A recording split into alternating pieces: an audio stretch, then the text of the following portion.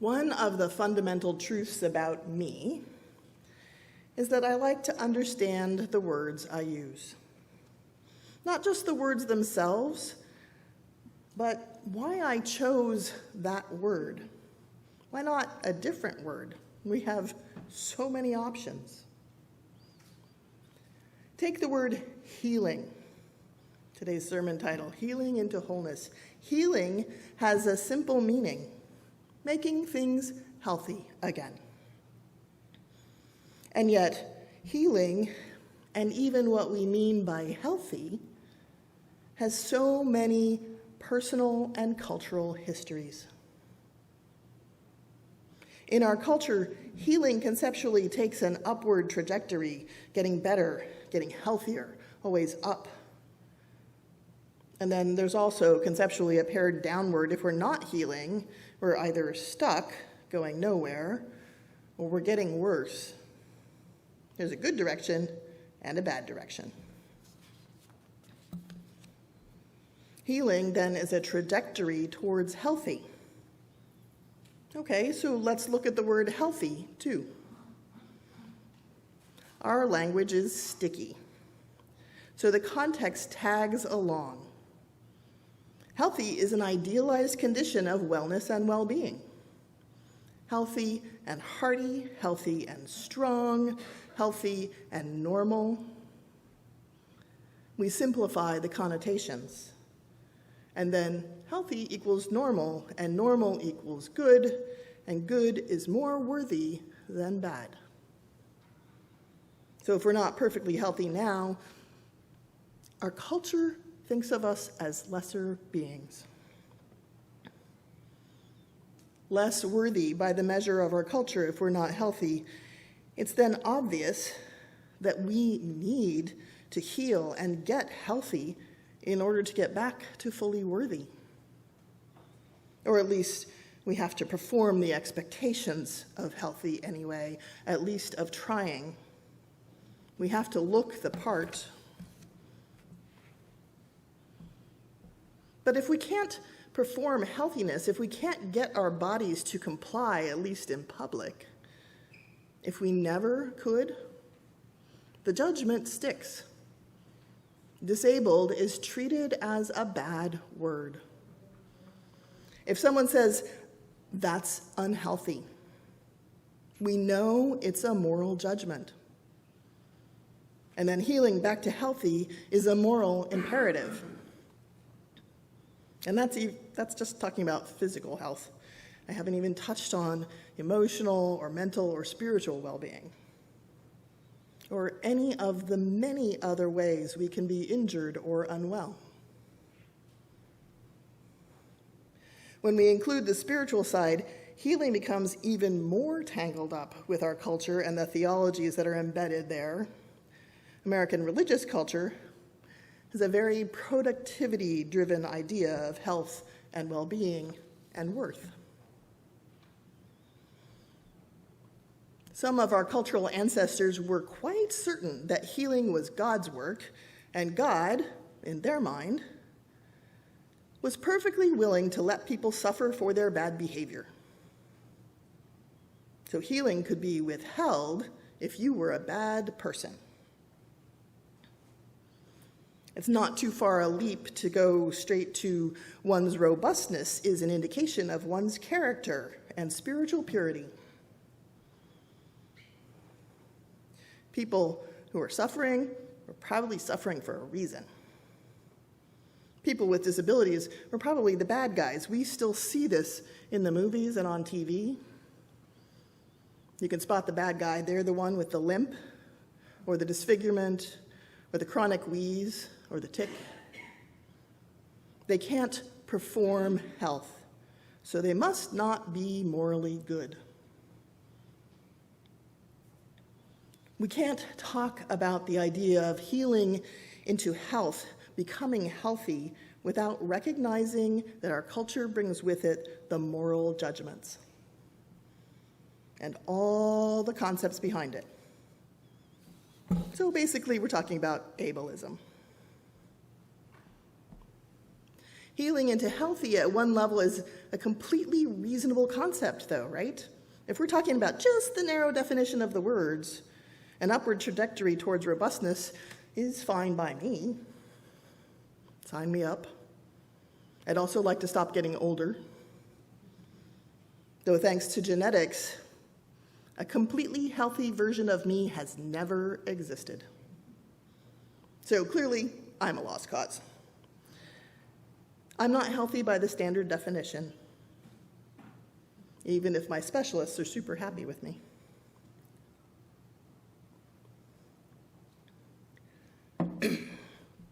I am neurodivergent, for one, and I have other oddities I inherited or acquired along the way.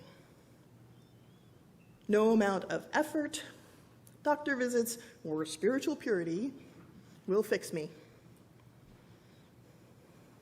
Even if we came up with a cure for long COVID, I'm never going to be healthy. And if I'm not, am I still good?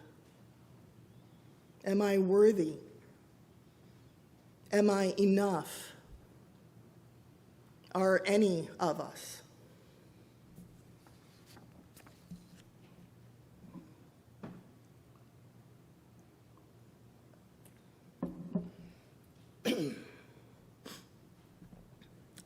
Ableism is a bias that says healthy, normal people are good and people with health differences are less important, less worthy, less valuable. They, the other people, or people who perform health less effectively than we do, have less inherent worth and dignity. It's a hierarchy of worth. Ableism is tangled up with our Puritan roots with the idea that God just values healthier people more. Or that we're healthy because we're secretly God's favorites. Or at least we have some extra privileges. Even as a person with disabilities who raised children with disabilities, I am nowhere near perfect in dealing with my own internalized ableism. I was raised UU, and even in the 70s, I knew that slurs were bad by race or gender, but I still called people crazy, and I meant it as a put-down. Crazy is less than healthy, so it's bad and less. I still called things lame and meant they were unsuitable for use. Until a decade ago, I never thought twice about that. That's when I met one of my dear friends, Reverend Julian Jamaica Soto, who is a disabled trans queer Latinx UU minister. Their words have made me attend more carefully to how I conceptualize healing and health. Julian reminds us that ableism is the ism that makes all the others possible. It is the grease on the gears of supremacies of all sorts, this basic agreement to a moral evaluation by ranking how something are you, how healthy, how productive. Ableist slurs are the last slurs to get dropped, and people with disabilities are the first and most likely to die under oppression. These are the people with differences, illnesses, injuries, both obvious and more subtle. And their lives are valued less in systems of power because they're not normal, not healthy, not robust, not useful, not fully productive.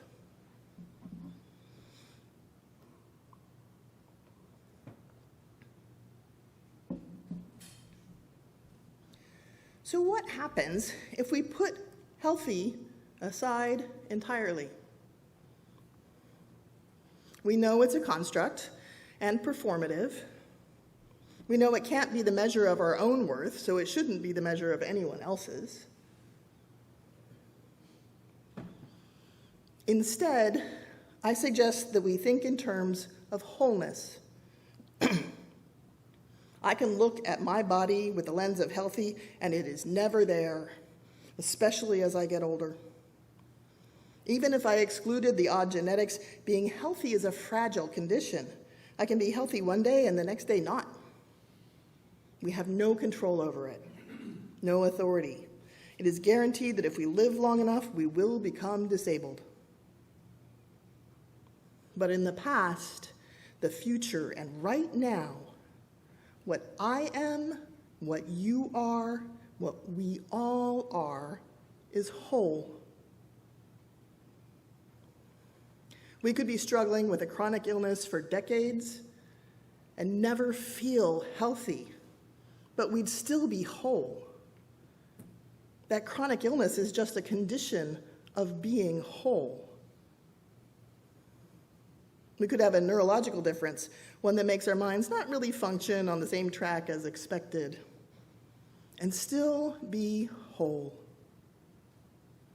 All inclusive. All of that is me or you as a whole being. It includes disability. It is part of our completeness. Our illnesses, our injuries, our trajectories, both up and down, are part of us.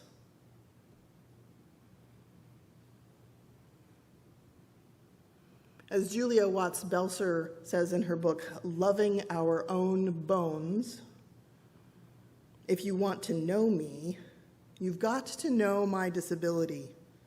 It's a core part of who I am, how I experience the world. Her book's subtitle, I really like. Disability Wisdom and the Spiritual Subversiveness of Knowing Ourselves Whole. As a good UU, I like being subversive. I'm not able for a lot of things. I'm not able to pick up heavy objects. I'm not able to maintain performance of all the social behavior in our culture for the expected duration. But I am whole. My friend with cerebral palsy is whole. My friend who died of cancer a few years ago died whole. Autistic people are complete beings. Mentally ill people are each whole. People who have visible limb differences are still their own full, complete person. We are entirely who we are, embodied, maybe complicated, certainly dynamic and ever-changing, and not one bit less than anyone else. Even when we are healing our minds or bodies or hearts, and we are struggling with the feeling that we have a terrible wound, that maybe something is missing from the center of our being, we are still whole. The healing is about discovering and knowing that we are whole, and then doing the work we need to do for our own wellness. That becomes just work. It's not about whether we are worthy. We already were. We were born whole, and we remain complete our entire lives. We are all of us, all the time, in every circumstance, just us, all us, our own selves. This is the heart of the first principle for me, and seen through the lens of equity, justice, and always from the perspective of love at the center. If I add up all the parts of me, I equal one. No less, no more. And so do you. But yeah, it's still complicated. We have our experiences of brokenness. We have a pandemic, the aftermath of infections. We have our relational wounds, our trauma histories, and all the assemblage of harm over time. Aging, injury. We have things we want to heal, trajectories to improve, or that we at least hope to slow down if they're on the downward slope.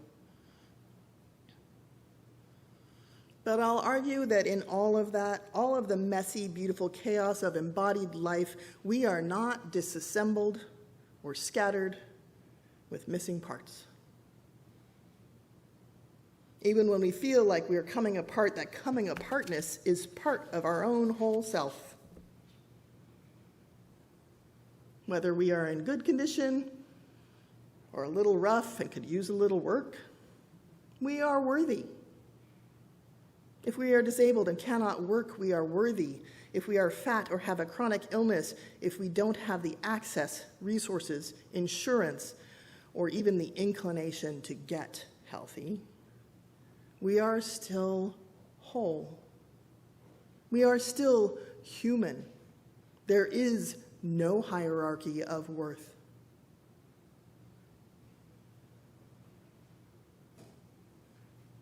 This is a harder truth than most of us were taught growing up. It asks something of us when we acknowledge it. It requires us to feel our fragility and mortality, instead of holding those tender and uncomfortable feelings at bay with all of those other people who are less than. It takes acceptance that being alive is complicated.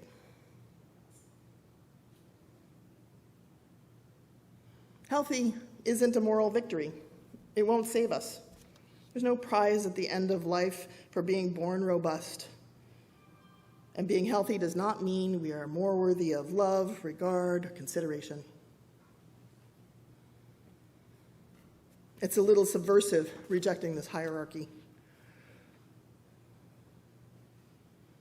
And the healing that gets us to wholeness is not a healing of our bodies or minds, it's the healing of our internalized ableism. It takes some recovery to stop placing ourselves in a hierarchy of wellness, with healthy as best at the top, and a hope that we can stay there a little longer. It may feel strange to lean into the countercultural mindset, but we can choose to see people as whole. Hurting, perhaps, wounded or angry or abused or afraid, and whole.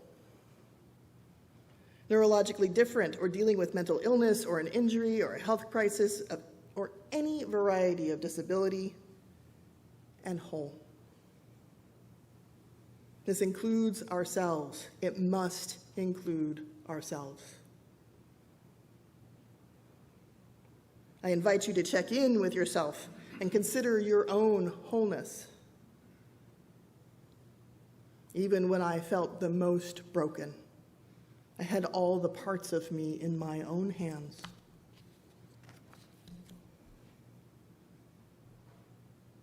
We are our complete selves, no matter what our wounds are, no matter what our genetics say, no matter whether we can open a jar of peanut butter by ourselves, or if we need assistance.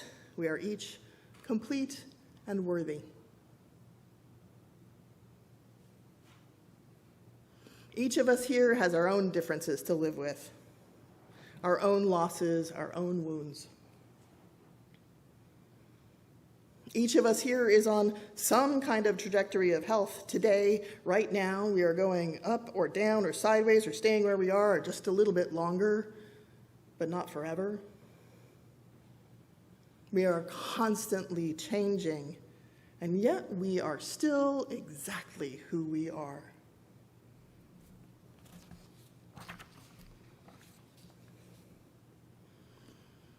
And each of us here is on our own path through recognizing and handling our internalized ableism, our entrained value judgments, those things that we were taught. No matter where we are in our work, where we are in our lives, and where we are with our well-being, each of us is complete. May we know this now, that we are whole. May we continue to know that it is true. May we continue to feel our own inherent value, or heal into the understanding that we have always been and will always be whole, complete, and worthy. Blessed be.